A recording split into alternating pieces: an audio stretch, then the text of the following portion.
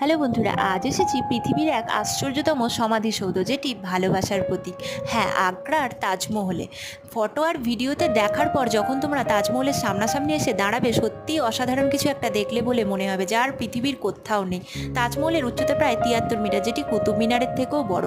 তাজমহলের পাশে মসজিদ অবস্থিত। সেখানে যে শ্রমিকরা তাজমহল তৈরি করতে এসেছিলেন, তারা নাকি আগে থাকতো ও রান্নার ব্যবস্থাও করতো সেখানে। তাজমহলের পাশ দিয়েই যমুনা নদী বয়ে চলেছে। শাহজাহান তার দ্বিতীয় পত্নী মুমতাজের জন্য তাজমহল তৈরি করেছিলেন। শোনা যায় মুমতাজ মারা যাবার পর শাহজাহান বড়ই শোকাগ্রস্ত হয়ে পড়েছিল, তাই তাজমহলটি নির্মাণ করেন 22 বছর ধরে প্রায় 20,000টি শ্রমিক নিয়ে। শ্রমিকগুলি আর এরকম সৌধ যাতে কোথাও না বানাতে পারে, তাই তাদের আঙুল কেটে দিয়েছিলেন শাহজাহান। শ্রমিকদের সাথে এরকম দুর্ব্যবহারের কারণেই হয়তো শাহজাহানকে তার ছেলে ঔরঙ্গজেব বহু বছর ধরে কারাগারে বন্দি করে রাখেন। আমার এই ভিডিওটি কেমন লাগলো তা অবশ্যই কমেন্ট করে জানিয়ে তোমরা। টাটা।